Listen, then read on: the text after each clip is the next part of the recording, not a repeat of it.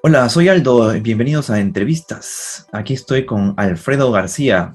Un gusto tenerte aquí, Alfredo. Él es divulgador científico de tecnología nuclear también. ¿Puedes contarnos un poco más acerca de tu background y cómo así te animaste o qué camino te llevó a estudiar ingeniería nuclear o qué es lo que realmente estudiaste, se podría decir, para divulgar este tipo de contenido, ¿no?, en las redes? Hola Aldo, un placer hablar contigo. Pues mira, yo realmente no estudié ingeniería nuclear, estudié ingeniería de telecomunicaciones, ingeniería técnica de telecomunicaciones, una carrera de 3 años que se hacía en España, ahora son 4, pero cuando yo lo estudié eran 3. Y mi intención era trabajar simplemente pues, con temas de telecomunicaciones, antenas, redes de comunicaciones, redes de ordenadores. Y trabajé durante varios años de programador de ordenadores. Pero me surgió la opción de trabajar en una central nuclear. Me preseleccionaron, yo había lanzado mi currículum, mi historia de vida, no sé cómo, parece que le llamáis así vosotros, mi hoja de vida, ¿no? Creo que le soléis llamar así. Pues el currículum vitae lo envié a varios medios, a varias empresas que creía que podían necesitar un ingeniero de telecomunicaciones y me llamaron diciéndome que había sido preseleccionado para optar a la formación de operador de reactor. Les dije que, claro, primero que no sabía lo que era eso, no tenía ni idea de lo que era un operador de reactor. Me lo explicaron, me dijeron que, bueno, que las condiciones laborales eran interesantes, que iba a aprender mucho, que iba a operar un reactor nuclear y al final acepté la propuesta. Cuando llegué al sitio me dijeron que éramos más de 1000 candidatos y que solo había 4 plazas. Pensé, bueno, pues seguramente no lo voy a conseguir, pero bueno, voy a intentarlo. Hice todas las pruebas, fueron varias entrevistas, varios exámenes, varias pruebas y al final pasé esa selección y entonces opté a la formación de operador, que eso está pagado por la propia central nuclear, es una empresa externa que se llama Tecnatom, que hace la formación en España, y es una formación que dura 3 años.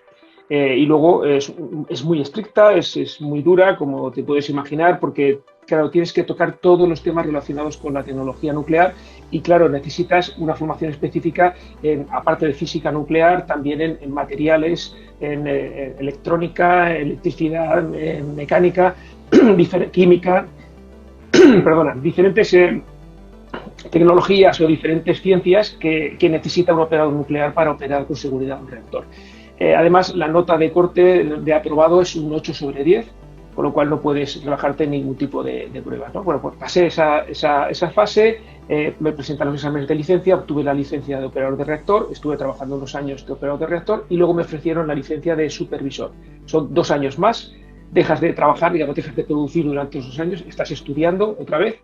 Pasé también las pruebas y entonces luego ya estuve operando como jefe de sala de control durante más de 10 años y desde hace 5 o 6 pues tengo el puesto de ayudante de jefe de turno, que digamos que sería el jefe del jefe de sala de control en mi caso. O sea que aparte de dedicarte a la divulgación, tienes ese trabajo aún, de sigue siendo operador nuclear en sí. Sí, sí, por supuesto. Son actividades paralelas que no están vinculadas porque trato los mismos temas, pero que no tienen una vinculación directa. Es decir, que yo divulgo en mi tiempo libre, en mi trabajo. De hecho, cuando empecé a divulgar en las redes sociales en el año 2016, lo hice como anónimo. Nadie en mi trabajo sabía a lo que me dedicaba.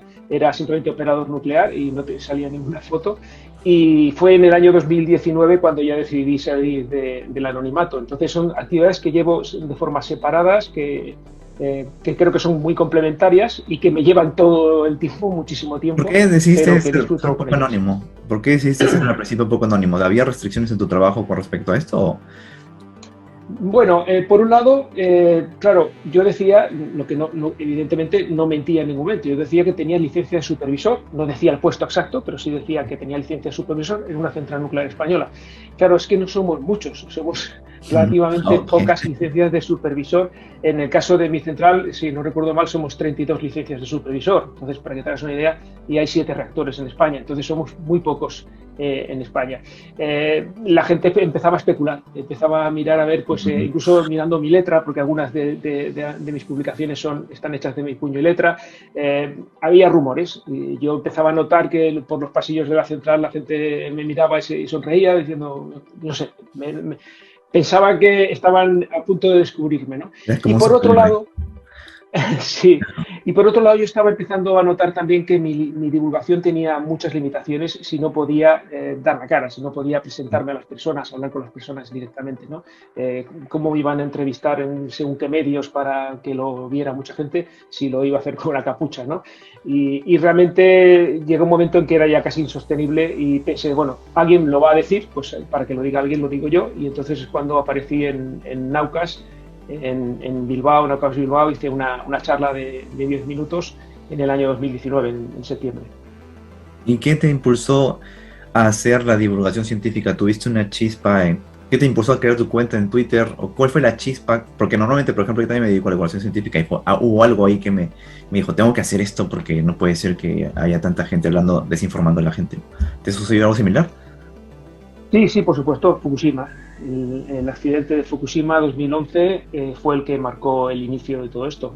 Esto fue porque, bueno, yo en ese momento era jefe de sala de control, llevaba pues 5 o 6 años de experiencia en ese puesto y entonces ocurrió el accidente de Fukushima. Vi que los medios de comunicación lo trataban de una forma desastrosa, con mucha desinformación, como suelen hacer con casi todos los temas, con mucha falta de conocimiento de lo que realmente estaba ocurriendo y vi en toda esa maraña de desinformación, me encontré un medio que me dio la sensación de que lo estaba haciendo bastante bien, con sus limitaciones, porque no eran expertos en el tema, pero vi que Naucas, que en aquel momento se llamaba Amazings, empezaron a publicar artículos en los que hablaban del accidente y citaban fuentes oficiales, intentaban ser rigurosos. Les envié simplemente un correo electrónico para darles las gracias, para felicitarles por todo lo que estaban haciendo y entonces lo que hice fue ofrecerles mi asesoramiento, pero como anónimo, incluso no me llegué a identificar. ¿No? De hecho, utilicé un seudónimo bueno, fue bonito porque es el nombre de mi abuelo, Lucas, y me identifiqué, soy Lucas, trabajo en una central nuclear y tal. Bueno, ¿qué ocurrió? Pues que les gustó tanto la carta que me pidieron publicarla en el propio blog de Amazings en aquel momento, que luego fue Naucas. Bueno, que me pidieron, bueno, dale si quieres un formato de carta abierta en lugar de ser carta a nosotros y quizás sirva de información para la gente. Fue una carta más, digamos, más personal que una carta científica. Es decir, yo hablaba de mis sensaciones, de lo que estaba viendo y explicaba que lo que estaba viendo en Japón es que había profesionales nucleares que estaban haciendo su trabajo, que no eran kamikazes, que eran gente con una gran formación equivalente a la que tengo yo y que estaban haciendo su trabajo en unas condiciones duras, pero siguiendo las normas y los protocolos que tenemos en la industria nuclear. Luego cometí entre comillas, imprudencia en la última frase de decir que si alguien tenía algún tipo de duda que me podía preguntar y yo intentaría responder con los conocimientos que tenía. Hubo más de 5.000 comentarios en esa entrada de Naucas. Estuve como 2 o 3 días escribiendo sin parar, porque claro, imagínate si son 2.000, o sea, 5.000 y pico entradas y la mitad eran mías prácticamente, porque eran respuestas a preguntas de la gente, ¿no? Y eso se quedó ahí. Bueno, estuve 4 o 5 días escribiendo, menos mal que estaba de vacaciones esos días, porque si no, no habría podido hacerlo desde mi trabajo. Pero se quedó así, se quedó esa semilla ahí dentro. Y me dio la sensación de que la gente necesitaba mucha información sobre la energía nuclear, que había muchos mitos, que había muchas cosas que se habían informado mal por diferentes intereses. Y ahí se quedó. Pero bueno, fue pasando el tiempo. En medio estudié la carrera de comunicación audiovisual, también en mi tiempo libre, porque bueno, es un hobby que siempre he tenido, el tema de la comunicación, el tema de vídeo. Siempre me ha gustado el tema de la edición de vídeo y la comunicación.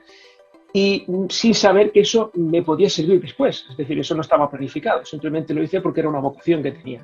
Y en el año 2016, es cuando bueno, me surgió otra vez la chispa de volver a divulgar, me acordaba de aquello que había pasado y pensé, bueno, voy a probar a ver en Twitter a ver cómo funciona esto. No tenía cuenta de Twitter, no sabía cómo funcionaba Twitter, pero viendo un poco cómo funcionaba, en aquel momento eran 140 caracteres, pensé, bueno, pues debe ser un reto poder explicar energía nuclear o tecnología nuclear con 140 caracteres, ¿no?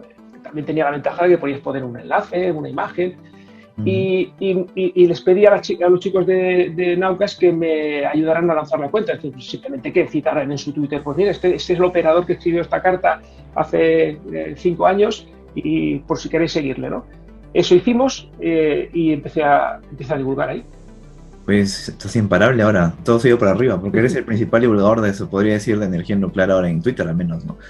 Y no conozco, Sí, la verdad, por nadie número de en seguidores, español. Sí. sí, por número de seguidores, bueno, en español y en inglés. Ujú. Tuiteo poco en inglés, pero si contamos todo Twitter, sí, creo que el número de seguidores, desde luego.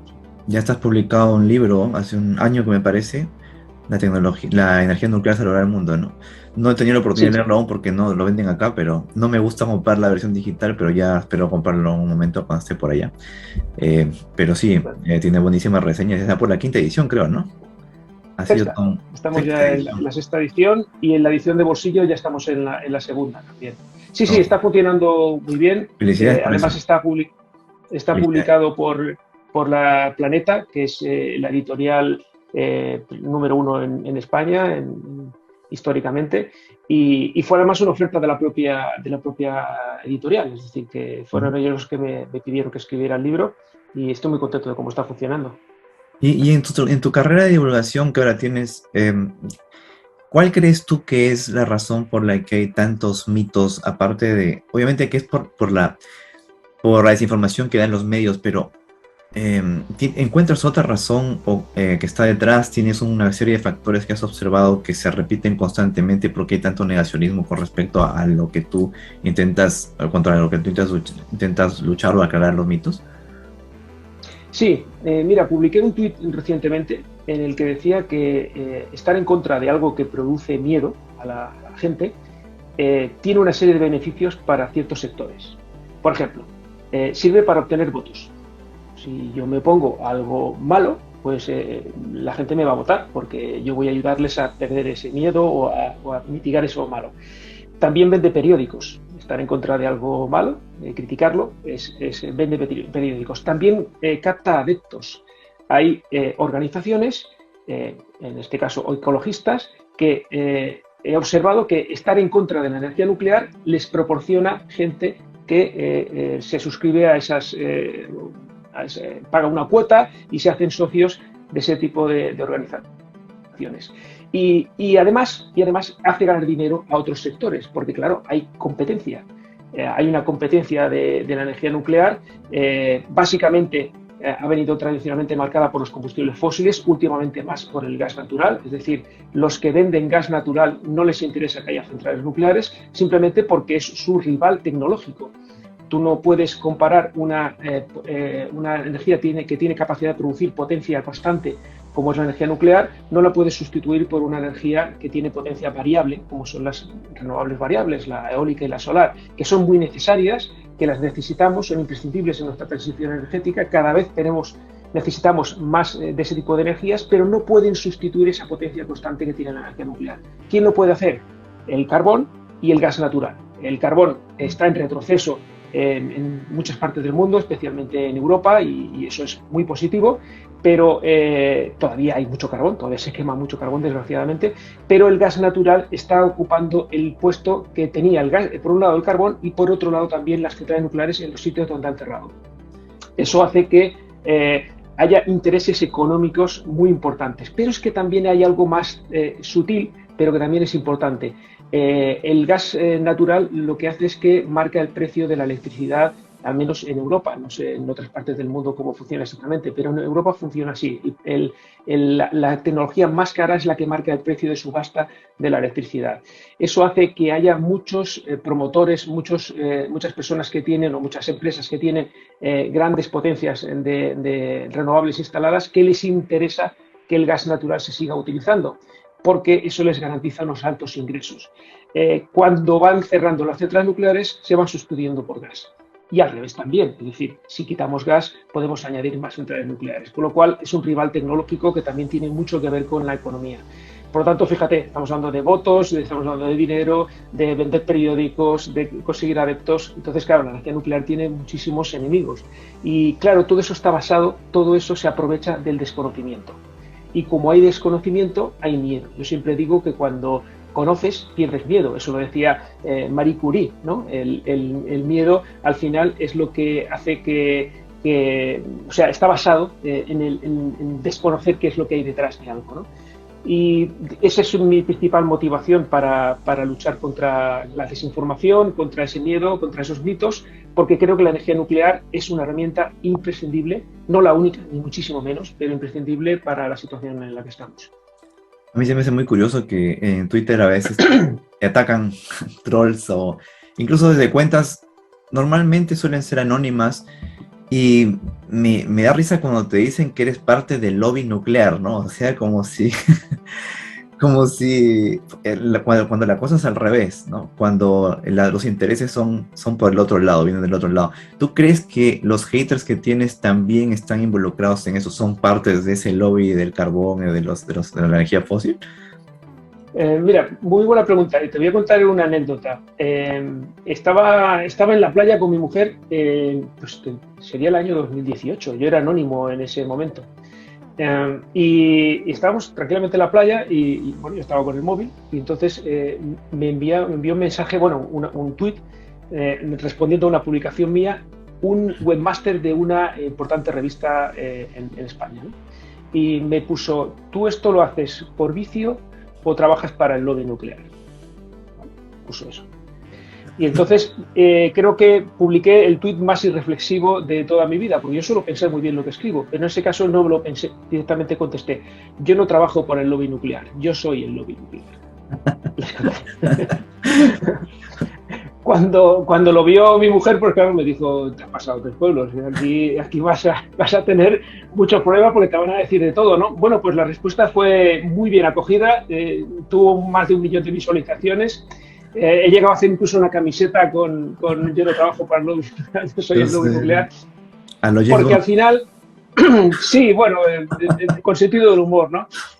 Sí, me suelen decir eso porque realmente, claro, lo que yo hago, suelo decirlo, no sé si en el español de Perú lo decís así, pero lo que yo digo, lo que yo hago escuece, molesta, fastidia a algunas personas, porque estoy diciendo cosas que nadie había dicho antes de una forma tan abierta, ¿no?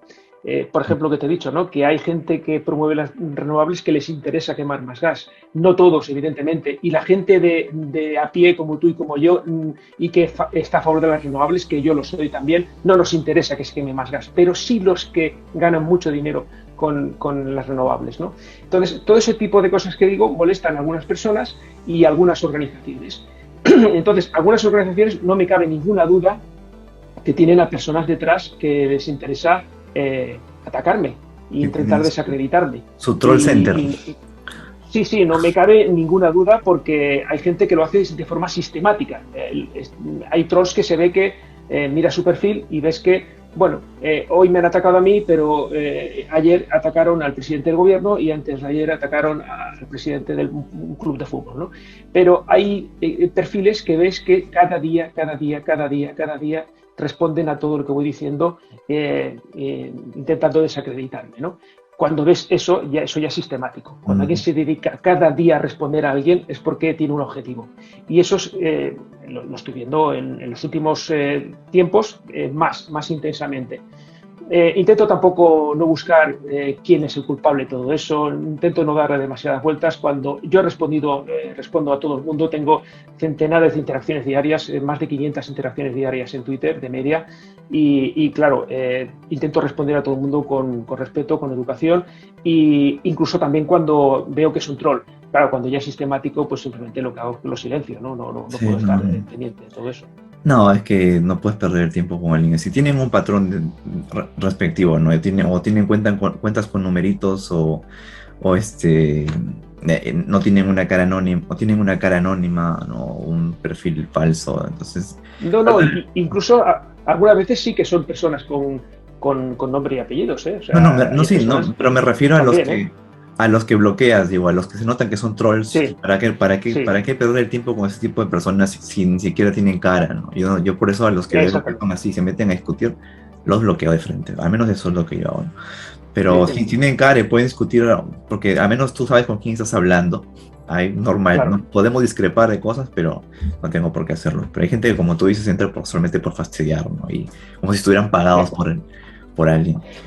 Bueno, yo lo que suelo hacer también muchas veces, y es una técnica que he utilizado mucho, sobre todo en Twitter, es lo que en España llamamos un zasca, ¿no? Es un poco lo que hacía Sheldon Cooper, que es intentar dar una respuesta simpática, divertida, ingeniosa a un ataque, ¿no? Es un efecto boomerang, ¿no? Tú que estás por ahí, por las antípodas, allí lo tenéis mucho, ¿no? Sí. Me lanzan algo y yo se lo devuelvo, ¿no? Ajá. Bueno, pues intento hacer eso muchas veces. Cuando veo que me da pie a poder responder algo ingenioso y que al mismo tiempo entre una pincelada de conocimiento o de divulgación, suelo hacerlo porque tiene mucha difusión y eso también amplifica mi mensaje. Entonces, a veces, sin saberlo, están colaborando conmigo. Mm, ¿Estuviste recientemente en el Congreso, me parece, en España? ¿O presentando? Sí, sí, Cuéntanos sí. un poco tu experiencia, a ver, acerca de eso. ¿Qué tal te fue ahí? Pues bueno, fue una experiencia muy interesante. Primero, lógicamente no estuve ante todo el Congreso de los Diputados. Esto fue una comisión específica que se dedica a las relaciones del Congreso de los Diputados con el Consejo de Seguridad Nuclear, que es el organismo público, el regulador nuclear que tenemos en España, ¿no? Es homólogo al de cualquier otro país del mundo. Este Consejo de Seguridad Nuclear no rinde cuentas ante el Gobierno de España, sino ante el Congreso de los Diputados, que es donde están los representantes de todos los españoles, ¿vale? Ujú. Y hay una comisión específica de 7, 8 o 10 personas, no recuerdo el número, que esas personas se dedican a hacer el control de este organismo y lo que hace es que cada año realizan una serie de reuniones y ponencias en las que invitan, aparte de al presidente del Consejo de Seguridad Nuclear, a personas relacionadas con la energía nuclear para enriquecer el debate y para tener más información. En ese contexto, yo había sido invitado en años anteriores por partidos específicos para ir a hacer algún tipo de ponencia al Congreso de los Diputados, pero siempre lo había rechazado, lo había agradecido lógicamente, pero lo había rechazado porque creo que mi mensaje debe ser transversal.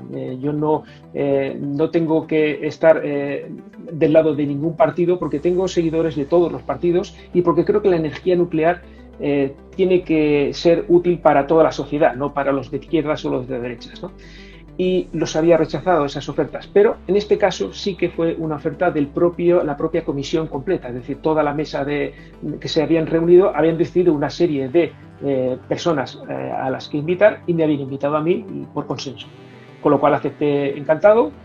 Fue interesante en el sentido de que me dejaron explicar durante entre 20 y 25 minutos por qué creo que la energía nuclear es necesaria en el mundo y especialmente en España. Y luego me realizaron una serie de preguntas que también estuve respondiendo durante más de media hora. Me trataron muy bien, fue un ambiente muy cordial, vi que cada partido, lo que ya me esperaba, cada uno tiene su propio libro, igual que yo iba a vender mi libro, ellos iban a vender el suyo, ¿no? Mm. Pero por otro lado, bueno, fue la oportunidad de entrar en contacto con ellos. Firmé 4 libros, curiosamente, porque varios de ellos tenían libros para que les firmara. Mm. Y bueno, fue una experiencia muy interesante, la verdad. ¿Por qué crees tú que España, por ejemplo, sé que tu libro se llama La tecnología o la energía nuclear salvará el mundo, pero ¿por qué crees que algunos países necesitan la energía nuclear? Porque no, supongo que la energía nuclear no sería para todos, porque todos los países no pueden producirla, pero ¿por qué algunos países sí y algunos países no? ¿De qué depende esto? Muy bien, es una muy buena pregunta. Mira, estamos en medio de una transición energética. ¿Por qué? Pues porque sabemos todos, y tú seguro que has hablado muchas veces de ello, estamos ante un cambio climático que está causado por el hombre, un calentamiento global debido a las emisiones de gases de efecto invernadero, y al mismo tiempo tenemos que garantizar el suministro energético a todas las personas del mundo, porque en los países más avanzados tenemos abundancia de energía, cada vez más cara, pero tenemos energía, mientras que hay países y personas que prácticamente su consumo energético es bajísimo y eso tiene una relación muy directa con su calidad de vida, es decir, cuanto mayor es el consumo energético, mayor es la calidad de vida. Entonces, debemos garantizar ese suministro energético para el progreso de todos los países del mundo, pero al mismo tiempo lo tenemos que hacer de forma compatible con una reducción de la emisión de gases de efecto invernadero. Y eso se tiene que hacer en muy poco tiempo. Estamos hablando de que los objetivos se van a 2050, los objetivos de reducción de emisiones en todo el mundo. Es el Acuerdo de París, que limita 2 grados centígrados el calentamiento global. Ya hemos pasado el grado centígrado y se debe intentar no pasar del 1,5 grados, porque el 2 grados ya sería mucho, es el objetivo máximo, pero se debería intentar no pasar del 1,5 grados. ¿Para eso qué tenemos que hacer? Pues muchas cosas. Esto se trata de que haya una sola herramienta que sirva para mitigar el calentamiento global. Habrás oído alguna vez hablar del martillo de Maslow, ¿no? Que dice que quien tiene un martillo piensa que todos son clavos, ¿no? Y su herramienta sirve para solucionar todos los problemas. No es cierto. La energía nuclear no es la única solución para el calentamiento global. Existen otras muchas y ninguna de ellas tampoco es suficiente. Por ejemplo, la eficiencia energética. Debemos reducir al máximo posible el consumo energético para garantizar las funciones que necesitamos, pero no desperdiciar energía. Y eso lo hacemos en abundancia. Pero claro, no es una solución perfecta, porque claro, la gente que no consume no le puedes decir que sea más eficiente. Lo que tienes que decir es que cuando consiga consumir sea más eficiente. Tenemos que apostar por la electrificación. Se tienen que electrificar todos los sectores posibles. No todos son posibles hoy en día, pero lógicamente los hogares, el transporte por carretera, por avión, por mar, deben electrificarse lo máximo posible. Parte de la industria, agricultura, se deben electrificar. ¿Por qué? Porque cuando estamos consumiendo electricidad, en el momento de consumirla no estamos emitiendo, lo cual eso es muy interesante. Hay otras tecnologías como la captura de dióxido de carbono, también muy interesante, pero está todavía un poco más en pañales. Pero ahora vamos al meollo de la cuestión. Esa electricidad, ¿cómo la generamos? La tenemos que generar con energías bajas en emisiones. De nada sirve tener un coche eléctrico si lo estamos cargando con una central de carbón que está quemando carbón constantemente, ¿no? Y entonces aquí es donde vamos ahora a las fuentes de la energía. ¿Qué tiene que hacer cada país? En mi opinión, mirar qué recursos naturales tiene. Vamos a ir a casos concretos. Noruega tiene abundancia de agua las 24 horas del día, 365 días al año y saltos de agua. Noruega no necesita energía eólica, prácticamente energía solar tampoco la necesita, pero tampoco está en una latitud muy elevada, pero tiene agua suficiente y tampoco necesita centrales nucleares. Entonces es un país que puede funcionar con 100% renovables con energía hidroeléctrica. Su vecina Suecia, un consumo mucho mayor, una situación parecida, pero tiene menos cantidad de agua. ¿Qué hace? Pues que prácticamente el 40% de su electricidad viene de centrales nucleares.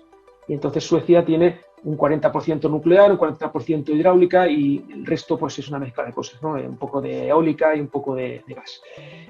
Y así cada país tiene que ir haciendo un balance de sus energías, de sus recursos naturales y ver cómo complementarlos con otras energías. En el caso de España concretamente, tenemos abundancia de sol, tenemos abundancia de viento, pero como te he dicho antes, son energías variables que necesitan un complemento. O una forma de almacenar. Si se está almacenando ya con presas reversibles, presas que tienen dos embalses y que podemos almacenar energía en forma de energía potencial, subiendo agua y gastando, por tanto, electricidad, energía eléctrica, para almacenar agua en el depósito de arriba. Y cuando nos interese, hacer bajar el agua y turbinar, producir electricidad, es decir, es una especie de batería, un sistema de almacenamiento. En España se está utilizando, tiene cierta capacidad de ampliación, pero no demasiado grande porque España es un país cada vez más seco, precisamente también por el cambio climático, se produce mucha evaporación y no puede ser la única alternativa, es un elemento más. Se está hablando de baterías, las baterías tienen muchas limitaciones, son muy caras, sobre todo digamos, para una gran red eléctrica, es decir, no existen baterías gigantescas que puedan sustituir a una central nuclear todavía. Y además tienen una importante componente de minería, es decir, que necesitas una extracción de mineral muy masiva. También son necesarias, también son útiles y también las vamos a necesitar. Pero luego viene cómo complementamos esa variabilidad de renovables con la tecnología que tenemos hoy en día. Y eso hoy en día solo se puede hacer con gas natural y con energía nuclear. ¿Qué estamos viendo en todo el mundo y estamos viendo especialmente en Europa y últimamente más todavía con la situación de la guerra de Ucrania? Pues que el gas proviene en el norte de Europa esencialmente de Rusia, también un poco de Noruega, pero esencialmente de Rusia, y ya sabemos lo que está haciendo Rusia con el gas, es decir, jugando geopolíticamente con el gas, y en el sur de Europa, en especial en España, en Italia, proviene de Argelia, que también está jugando con los precios, lógicamente, porque es su interés. Y además estamos hablando de que está aumentando el precio de la electricidad, el precio del gas, y al mismo tiempo aumentando las emisiones, porque si estamos quemando cada vez más gas, el gas al quemarse produce dióxido de carbono y además se producen fugas en todo el proceso. No olvidemos que el gas natural es esencialmente metano y el metano es un gas de efecto invernadero mucho más potente que el dióxido de carbono. Es decir, que cuando se producen fugas estamos aumentando también el efecto invernadero. Por lo tanto, creo que la solución es muy clara, es seguir apostando por las renovables, seguir trabajando en el almacenamiento y seguir garantizando el suministro. Y para eso es necesario en muchos países del mundo y cada vez más, y se está viendo, la energía nuclear. La mayor parte del mundo civilizado avanzado está trabajando por la energía nuclear para ampliarla y los países que quieren llegar a nuestro nivel de vida también lo están haciendo. Es decir, varios países de África ya están, Sudáfrica tiene centrales nucleares, pero varios países como Kenia, por ejemplo, está apostando ya por la energía nuclear. ¿Y cómo ves el panorama en Latinoamérica? ¿Tienes información sobre esto, sobre qué se está desarrollando ahí? O si es que no tienen la suficiente inversión para hacerlo, si tienen otras opciones de repente, así como tienen otros países de Europa, de aprovechar sus recursos naturales de repente como la energía geotérmica u otras energías renovables. Depende también de cada país, evidentemente. Hay países que no necesitan energía nuclear porque tienen también abundancia de agua, pero hay 3 países concretamente, bueno, 4, si añadimos tres países en América Latina que apuestan por la energía nuclear. Por un lado tenemos a México, que tiene 2 reactores nucleares, tenemos a Brasil, que recuerdo que, si no recuerdo mal, tiene dos reactores y uno en construcción. Y tenemos a Argentina, que tiene 3 reactores nucleares y que recientemente ha firmado un acuerdo con China para construir su 4º reactor nuclear. En el caso de Argentina lo considero un país muy valiente porque gran parte de la tecnología es propia, están incluso construyendo un pequeño reactor modular, es un reactor más moderno y es tecnología propia, el CAREM. Y creo que es una apuesta muy, muy valiente, muy, muy, muy interesante. Chile también hay movimientos para empezar a hablar de energía nuclear y en otros países también. Creo que incluso se está hablando en países como Colombia para poder instalar en lugares remotos pequeños reactores modulares, ¿no? Que es una cosa que está desarrollándose en todo el mundo. Es un tema que no sé si habéis oído hablar de él, pero los pequeños reactores modulares son unos pequeños reactores que incluyen medidas de seguridad pasivas que no necesitan alimentación eléctrica, es decir, que un accidente debido a una falta de alimentación eléctrica, como ocurrió en Fukushima, no es posible porque se refrigeran por mecanismos naturales y que además se pueden transportar en un camión, es decir, que son modulares y se montan en una fábrica con el combustible, con todo, y se llevan con una cápsula y se instalan en el lugar donde van a trabajar. Hay más de 72 proyectos en todo el mundo, es algo muy interesante. Hay empresas muy potentes detrás de este tipo de reactores. Por ejemplo, en el Reino Unido, Rolls-Royce, sin ir más lejos, un fabricante muy conocido de motores de aviación, está desarrollando y quiere construir 16 reactores modulares en el Reino Unido, ¿no? Bueno, pues eso está ocurriendo en muchos países del mundo y en América Latina especialmente se está hablando cada vez más de energía nuclear. Yo la verdad es que tengo muchos seguidores allí, hablo a menudo con ellos, he tenido contacto con divulgadores, especialmente, sobre todo de Argentina, de Colombia, de México, y creo que cada vez interesa más la energía nuclear allí. Y ahora que mencionas a los divulgadores, pues tenemos una gran labor en hacer que esto se dé a conocer, porque como tú estás mencionando esto de acá, pero yo ni estaba ni enterado ni siquiera. ¿No? Uno no puede estar enterado de todas las cosas que pasan en todos los países, obviamente, pero... Y apuesto a que la mayor parte de la población de Argentina o de Chile no están que a veces se me ponen palabras en inglés como que hablamos en inglés, no están conscientes de la importancia y lo que se está haciendo en sus países, ¿no? Y justamente es porque incluso el problema surge ahí ahora, creo yo, cuando se dan a conocer estas cosas y la gente no está bien informada y tiene esa percepción errónea acerca de la energía nuclear. Y por eso es necesario también divulgarlo. Entonces, vamos ahora a ver, no todos los mitos, porque hay un montón de mitos, por supuesto, pero algunos que son los más conocidos de repente. El de Chernobyl, ¿no? Que la gente piensa que en Chernobyl, por ejemplo, no se puede vivir, ¿no? O que que no saben muy bien que existe ahí una zona de exclusión en la cual no se pueden ingresar, pero hay gente viviendo en Chernobyl. ¿Puedes contarnos más sobre Chernobyl y cuál es el mito de Chernobyl, de que por qué la gente le tiene tanto miedo a Chernobyl y que no debería ser así? Bueno, por un lado, no nos olvidemos, lo que no es un mito es que hubo un accidente nuclear en Chernóbil en el año 1986, que algunos de mis críticos suelen decir, bueno, dice, ¿Chernóbil también era un mito? Bueno, pues no, Chernóbil fue un mito, pero vamos a explicar lo que ocurrió, por qué ocurrió y qué consecuencias tuvo. Y entonces vemos que en todo eso sí que hay muchísimos mitos, ¿no? Resumidas cuentas, no voy a entrar tampoco en demasiados detalles porque si no estaríamos hablando durante más de una hora. Hubo un accidente nuclear en el 1986 por una serie de factores. Esencialmente se debieron a que era un reactor que no estaba diseñado exclusivamente para producir electricidad. De hecho, la primera función de su diseño era producir plutonio para fabricar bombas atómicas. O sea que era un reactor militar en ese sentido.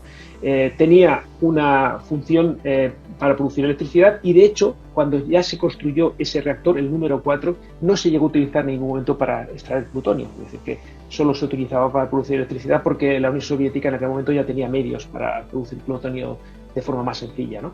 Pero ese diseño condicionaba el funcionamiento del reactor. Era un reactor muy inestable. A las pruebas no me remito, si no hubiera sido tan inestable no se habría producido el accidente, y además tenía muy pocas medidas de seguridad y esencialmente no tenía, quizá lo más importante es que no tenía un edificio de contención. El edificio de contención, para quien nos esté viendo y no lo conozca, cuando vean una foto de una central nuclear, no se fijen solo en la torre de refrigeración, que eso es un elemento de refrigeración que lo tiene cualquier tipo de central térmica, no solo las nucleares, y que además no emite nada más que vapor de agua, sino que se fijen también que verán que hay un edificio generalmente de forma cilíndrica o esférica. En el caso, la mayor parte es cilíndrica con una cúpula en la parte superior. Ese es el edificio de contención. Ahí está dentro el reactor y el sistema de generación de vapor y todos los sistemas de seguridad que refrigeran el reactor en caso de accidente. Ese edificio está diseñado específicamente para resistir un accidente nuclear, incluso para resistir agresiones externas, como el impacto de un avión, por ejemplo, o algún tipo de explosión. Ese edificio no lo tenía Chernóbil. Y si lo hubiera tenido, probablemente no conoceríamos ese accidente. Se habría quedado en un accidente pequeño, con determinadas consecuencias muy locales y no se habría conocido en otros lugares. Por ejemplo, en Estados Unidos hubo un accidente en el que se fundió el núcleo de un reactor en 1979. Es decir, estamos hablando de 7 años antes de Chernóbil, hubo una fusión de núcleo, es decir, se fundió literalmente el núcleo en un reactor en Estados Unidos. Harrisburg, en Pensilvania, en Three Mile Island, una central nuclear que era relativamente nueva, tenía 4 meses de funcionamiento. No hubo emisiones radiactivas significativas al exterior, no hubo nadie contaminado, no murió nadie, por supuesto, y ese accidente es real, existe, se puede consultar y no tuvo consecuencias radiológicas en el exterior. Y eso es esencialmente porque tenía ese edificio de contención y porque los operadores, una vez ocurrió el accidente, fueron capaces de mitigarlo.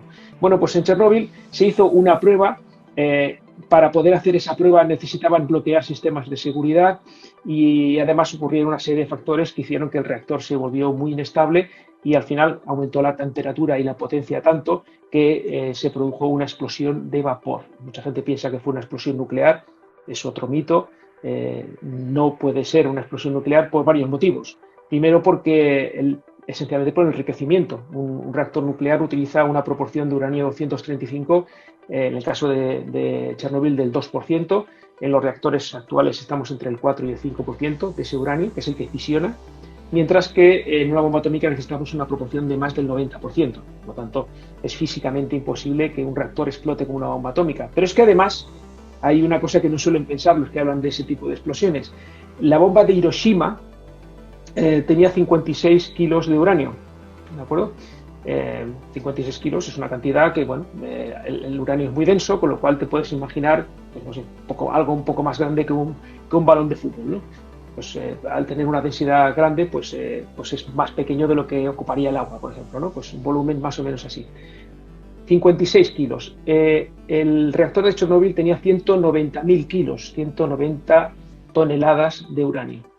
Si hubiera explotado, pues no te digo, igual no existiría Ucrania, para que nos hagamos una idea. Porque, sin embargo, se ve que el reactor, salvo la explosión que se produjo en el edificio, el resto de reactores siguen estando allí. De hecho, siguieron funcionando varios años, hasta el año 2000, que paró el último reactor de Chernóbil. Es decir, que esa central siguió funcionando durante varios años con gente trabajando allí. ¿Vale? Por eso se rompe también otro mito de que eso es inhabitable, ¿no? Se suele decir muchas veces que Chernóbil será inhabitable durante 24.000 años. He oído esa cifra muchas veces. Normalmente la gente pone más años o menos en función del miedo que quieren dar o les da. Es decir, si quieres producir mucho miedo dices 1.000.000 de años, y si quieres decir menos dices 2.000 años, ¿no? Pero la cifra de 24.000 años es muy típica, ¿no? Es porque la gente, creo, en mi opinión, que confunden el periodo de semidesintegración del plutonio, que son 24.000 años, con el tiempo que lleva a ser radiactivo, ¿no? Bueno, estamos rodeados de isótopos radiactivos y eso no significa que seamos inhabitables, ¿no? Sí que realmente la zona de exclusión era realmente poco habitable o muy inhabitable durante los primeros años, pero los componentes mayores de la dosis, que son el cesio y el cesio 137 y el iodo 135, son isótopos muy radiactivos y que son los mayores contribuyentes a la dosis que reciben las personas en un accidente. Pero uno de ellos, el yodo, decae en 8 días, es decir, el periodo de semidesintegración son 8 días, con lo cual en 2-3 meses ya no tienes ese yodo. Y el cesio son 30 años, con lo cual ha ido decayendo también, ya tenemos bastante menos de la mitad y además va decayendo de forma exponencial. Entonces, ¿qué ocurre? Pues que la zona de exclusión en la mayor parte de las zonas ya es perfectamente habitable, hay personas que trabajan cada día, muchísimas personas, incluso personas que viven dentro de la zona de exclusión, aunque no esté del todo autorizado, pero hay muchas personas que viven y sobre todo profesionales que están trabajando en el desmantelamiento de Chernóbil, el combustible de los reactores que no tuvieron el accidente está en unas piscinas, está monitorizado. Es animales también. He visto animales por ahí paseando. Sí. Además tengo un compañero de divulgación que se llama Germán Oriazola, que es español. Es biólogo e investigador y lleva muchos años trabajando en Chernóbil. Pasa temporadas cada año en la zona de exclusión investigando los efectos de la radiactividad sobre los animales. Y lo que se está sorprendiendo es que está viendo que la naturaleza ha resurgido, que realmente hay más animales que antes del accidente, y eso no es porque el accidente directamente haya beneficiado, sino porque como hay menos seres humanos, eso permite que haya más animales, hay alces, hay caballos, hay lobos, y aquello ha florecido simplemente porque aunque la gente pensara que se habría convertido en un páramo, en un desierto, pues no, realmente la naturaleza tiene mecanismos para repararse. Entonces, básicamente es que las centrales nucleares tienen muchos sistemas de seguridad como para que vaya a ocurrir algo parecido a lo de Chernobyl actualmente, ¿no es cierto? Y hay muchísimas centrales nucleares alrededor del mundo y pues no se ha repetido el accidente, ¿no? Justamente porque no tenía eso. Sí, bueno, me faltaba decir una cosa, si me lo permites. Otro mito muy extendido es el número de muertes. En Chernóbil se produjeron del orden de 130 muertes directas por altas dosis de radiactividad, especialmente de los trabajadores y los bomberos que acudieron en los primeros momentos del accidente. Y luego hay estimaciones, ¿vale? Porque no hay datos oficiales. Entonces se tienen que hacer cálculos y estimaciones. Se han oído cifras de todo tipo. Yo he oído hablar hasta de 1.000.000 de muertes, ¿no? Son datos que ha dado en una ocasión Greenpeace, y que no ha explicado de dónde ha obtenido esos datos, simplemente aportan el dato. El dato que es de mayor consenso entre los expertos en los efectos de la radiactividad es el que proporciona UNSCEAR, que es el Comité de Naciones Unidas de Expertos sobre las Radiaciones Ionizantes, un comité que lleva funcionando más de 60 años. La cifra que dan, más conservadora, es una cifra, digamos, máxima, que se calcula es de 4.000 muertes por efectos directos y posteriores, es decir, secuelas que haya dejado la radiactividad. Es un dato importante, son muchas muertes, pero ya no son esas 900.000 que nos hablan cada uno de ellos. Para que te hagas una idea, cada año mueren al año por polución atmosférica, es decir, por quemar cosas, por respirar cosas que se produce por la combustión, más de 7 millones de personas. Eso equivale a 5 Chernóbils cada día. y es un dato que no sale en los medios de comunicación, ¿no? Por lo tanto, creo que eso también hay que ponerlo en un Claro, no, contexto. sí, de todas formas, eso es Sí, muy importante saber, ¿no? sí, sí. Y acabas de mencionar algo cuando estabas explicando sobre las centrales nucleares con respecto al vapor, ¿no? Que, que emiten vapor. Ese también es otro mito, ¿no? De que contribuyen al efecto invernadero con tanto vapor que realizan eh, las centrales nucleares. ¿Es esto cierto? ¿Puedes aclarar esa parte? Muy buena pregunta, muy buena pregunta. Además, eso es lo que yo llamo un mito un mito profesional, porque es un mito que no suelen pensar las personas que no tienen amplios conocimientos en tecnología o en ciencia, ¿no? La gente, pues, ve las torres de refrigeración y piensan, es humo, ¿no? Y de hecho es un mito muy extendido, como dices tú, que se piensa que lo que se está emitiendo es algún tipo de producto tóxico o de humo, ¿no? Eh, Solemos decir que es vapor de agua, pero tampoco es del todo cierto. En realidad son microgotas de agua en suspensión, que es lo que tradicionalmente conocemos como nube. Una nube, en realidad, tiene vapor de agua, pero el vapor de agua es transparente. Estamos rodeados de vapor de agua y podemos ver a través del vapor de agua. Sin embargo, cuando se producen pequeñas condensaciones, es decir, cuando son gotas pequeñitas y es agua líquida, pero en forma de micropartículas, es lo que llamamos un aerosol. Es lo que todos vemos cuando apretamos el botón de un desodorante, por ejemplo, de un spray, ¿no? Y salen esas pequeñas gotitas y vemos como esa pequeña nube. Las nubes son así, están hechas de microgotas y eso es lo que se produce en una central nuclear. Por tanto, es agua líquida o fase líquida vapor, que es lo que se emite. Efectivamente, el mito tiene un fundamento, que es que el mayor gas de efecto invernadero en la Tierra es el vapor de agua y con diferencia. Es decir, si no hubiera vapor de agua, prácticamente no habría efecto invernadero en la Tierra.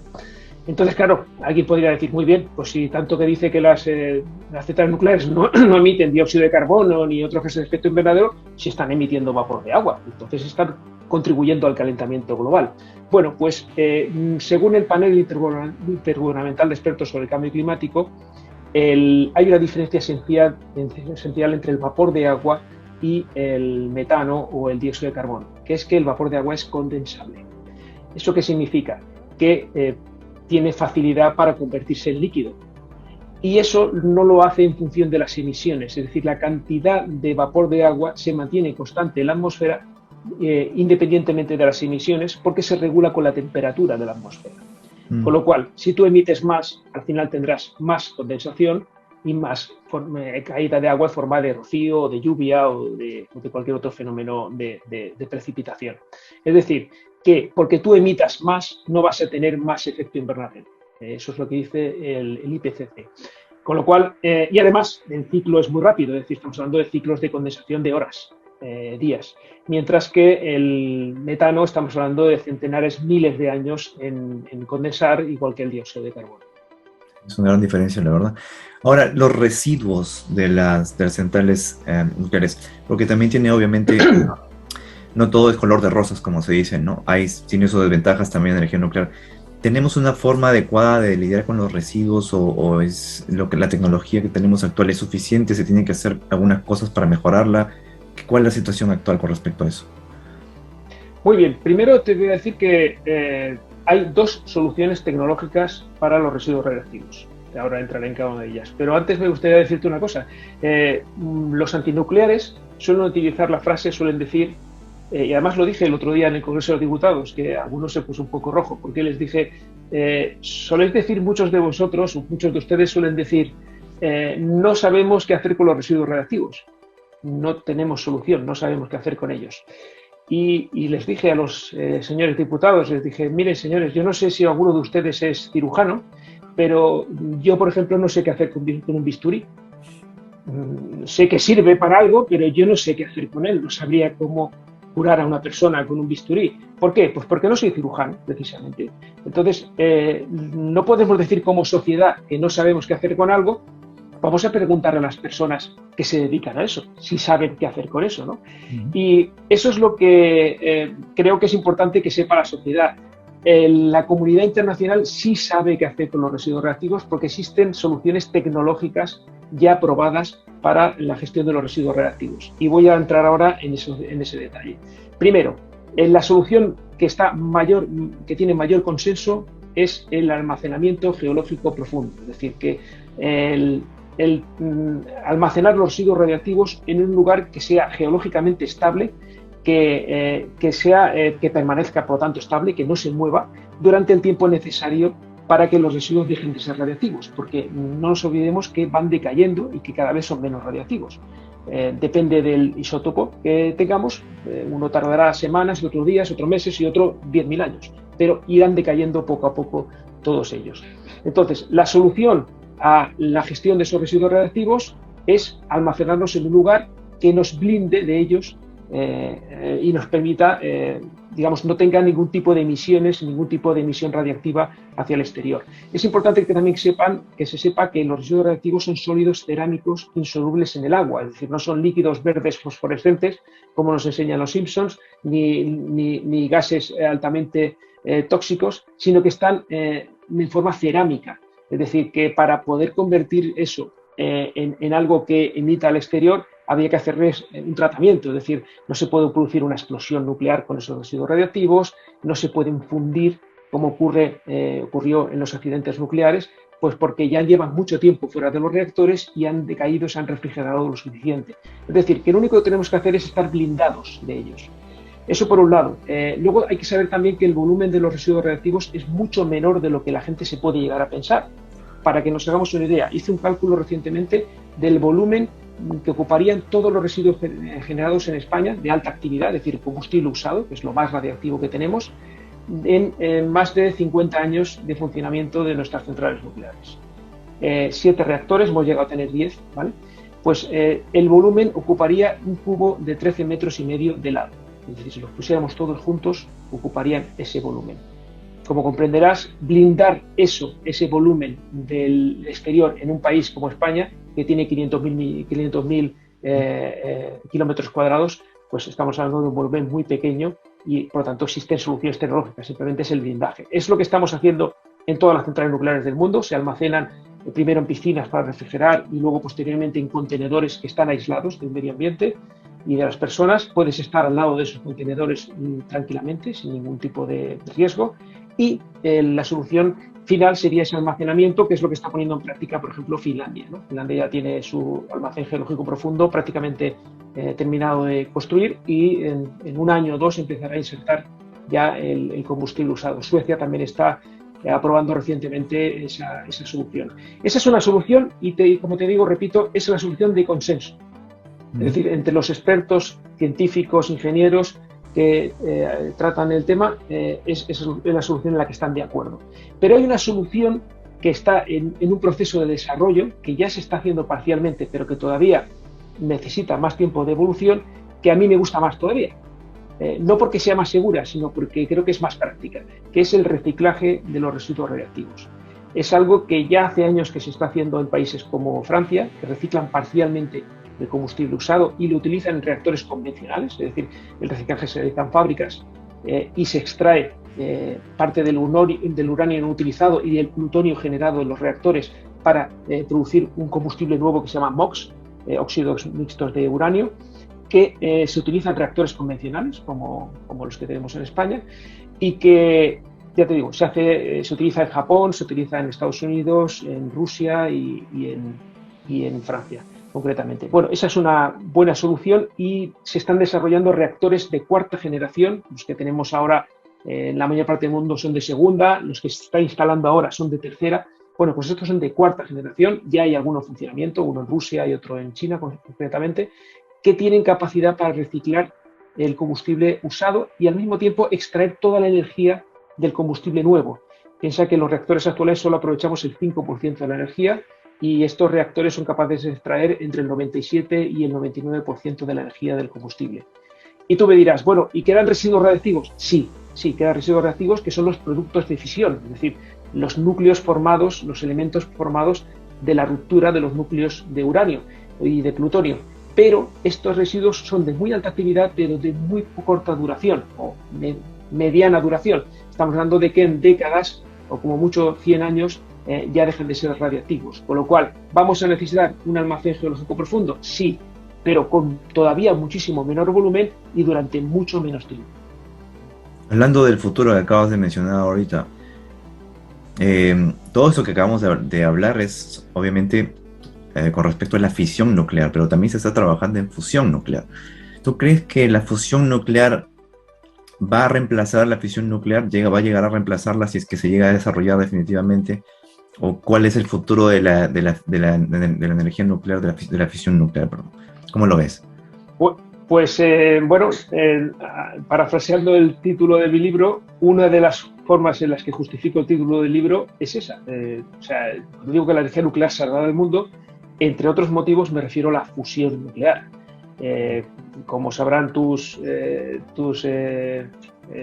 videntes o tus oyentes, saben que habrás hablado seguramente de la fusión nuclear también. Sí. Se está intentando reproducir la energía de las estrellas en la Tierra, es decir, las estrellas son reactores de fusión nuclear en el que se fusionan, se unen núcleos ligeros, inicialmente hidrógeno, pero luego se van fusionando helio también, carbono, nitrógeno, y se van produciendo casi todos los elementos de la tabla periódica, prácticamente hasta el hierro, ¿no? Luego ya los más pesados se producen por explosiones de supernovas y otros fenómenos más violentos, ¿no?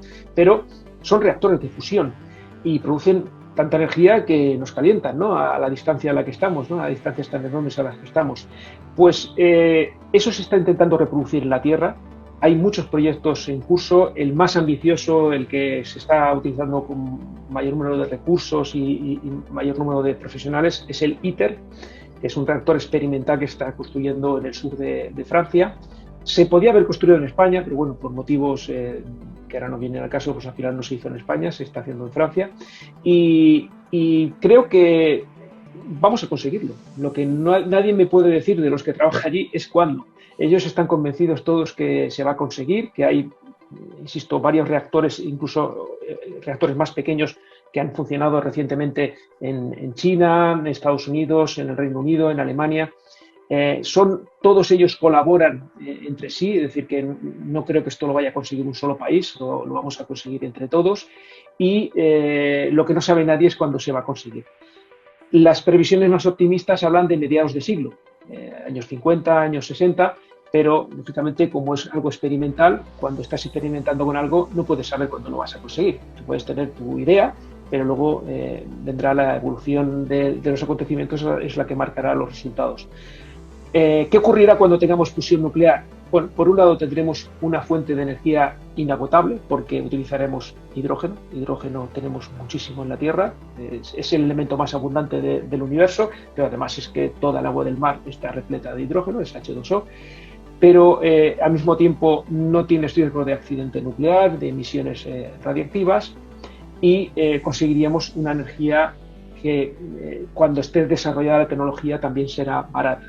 Eso también tendrá muchos problemas geopolíticos, porque hay muchos países que viven de vender sus recursos naturales o su petróleo o su gas, ¿no? Pero cuando todo esté en orden, creo que llegará un momento en el que no necesitaremos energía nuclear de fisión, es decir, cuando tengamos la fisión ya no será necesaria, pero es que prácticamente tampoco serán necesarias las energías renovables, salvo en casos muy concretos o en usos muy particulares. Esto es una transición, esto tampoco va a ocurrir seguramente en este siglo, es decir, que si conseguimos la fusión para que sustituya a las otras energías, igual tendremos que irnos al siglo siguiente, pero yo creo que sí, que la fusión al final es la que salvará al mundo, incluso la que permitirá que algún día abandonemos este planeta y colonicemos otros mundos. Hablamos de eso. Mi público es mayormente muy aficionado a la astronomía. ¿Cómo puede contribuir la energía nuclear a los viajes espaciales? Pues mira, hay un científico muy famoso que lo conocerás, Konstantin, el apellido me sale muy mal, ¿cómo es? Tsiolkovsky. Sí, bueno, es un pionero de los cohetes, de los cohetes de la cohetería en Rusia. Bueno, pues se decía que, es que el apellido no sé decirlo bien, pero bueno, básicamente su frase era que la Tierra es la cuna de la humanidad, pero que no podemos vivir siempre en la cuna. Llegará un momento que tendremos que abandonar la cuna, ¿no? Bueno, pues llegará un momento que tendremos que abandonar la Tierra y para eso vamos a necesitar energía nuclear, a no ser que inventemos algún otro tipo de energía llámale energía oscura o algún otro tipo de energía que todavía no se ha inventado, pero si no tenemos otra tecnología, tenemos que utilizar tecnología nuclear y esencialmente yo creo que sería fusión nuclear. La necesitaremos para abandonar este planeta y colonizar otros mundos. De hecho, ya se está hablando de utilizar energía nuclear de fisión, por ejemplo, para establecer bases lunares o bases marcianas. Es decir, en determinados lugares no nos basta con la energía solar. De hecho, Marte, eso sabes tú mejor que yo, está prácticamente en el límite en el que la energía solar es útil, porque está tan lejos ya del Sol que los paneles solares tienen un uso muy limitado. Si además hay tormentas de polvo, puede tapar los paneles solares, que es lo que le ha pasado a algún rover marciano. De hecho, bueno, uno que se perdió recientemente precisamente por eso. Y sin embargo, los dos rovers que hay ahora mismo en Marte que están funcionando sin ningún tipo de problemas son los dos rovers nucleares, ¿no? Curiosity y Perseverance, ¿no? Y utilizan plutonio como fuente de energía.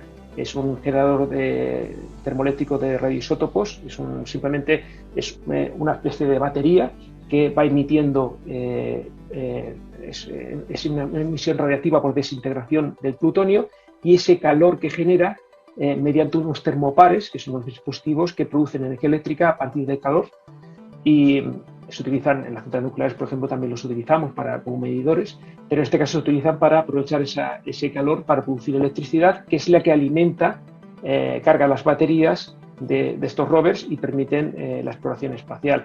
La NASA está trabajando también en diseños de mini centrales nucleares para instalar en la Luna y en Marte cuando se colonice. Creo que hemos llegado al final. No te quiero quitar más tiempo, Alfredo. De verdad que ha sido un gusto tenerte aquí. Más bien para despedirnos, ¿qué es lo que más te emociona a ti de tu trabajo y de lo que ves en la energía nuclear? ¿Qué es lo que más te gusta? ¿Y qué le dirías a alguien que admira tu trabajo y le gustaría hacer lo mismo que tú? O a quienes no están muy animados de repente a seguir una carrera, de repente alguna ingeniería nuclear o algo con respecto o relacionado a esto. ¿Qué les dirías tú para animarlos a seguir esta carrera? Mucha gente me está preguntando porque bueno, al hacer la divulgación, pues hay gente que le interesa lo que haces y mucha gente se ha animado a estudiar tecnología nuclear o algo relacionado con la energía nuclear, especialmente en España y también en América Latina, que son donde tengo más seguidores. Bueno, simplemente creo que lo importante es hacer uno lo que le gusta. Mucha gente intenta buscar un trabajo en función de lo que cree que le va a dar más dinero o cree que va a demandar el mercado. Yo creo que lo importante es hacer algo que te guste, que te llene, que sea vocacional. En mi caso, no fue inicialmente vocacional, porque ya te he contado que fue una oferta que me salió así sobre la marcha, pero poco a poco empecé a aprender a amar la tecnología nuclear y la tecnología en general. Siempre suelo decir que una central nuclear es como una catedral de la ciencia y de la tecnología, porque se unen muchísimos campos en una misma instalación con un único objetivo, que es producir energía eléctrica baja en emisiones y de forma segura y respetuosa con el medio ambiente. Y eso es lo que intento hacer cada día, pensar cuando voy a trabajar en hacer lo mejor posible mi trabajo, en operar con seguridad un reactor nuclear, en dar un servicio a la sociedad, porque creo que es importante que la energía fluya y que por las venas de un país fluya energía eléctrica y de la forma más segura posible y con las menores emisiones posibles. Y creo que es un trabajo muy bonito y muy apasionante. Y bueno, paralelamente voy haciendo también la divulgación, que creo que puede ser útil para perder miedos y para concienciar a la gente de que tenemos un problema que tenemos que intentar solucionarlo entre todos, y que una herramienta muy importante también debe ser la energía nuclear. Necesitamos más gente como tú, Alfredo. Gracias, estás haciendo una labor excelente, de verdad, te agradezco mucho. Gracias por la Muchas oportunidad. gracias. Espero se dé la ocasión y ojalá nos podamos encontrar algún día. Te mando un Muchas abrazo gracias. Un abrazo. hasta las antípodas.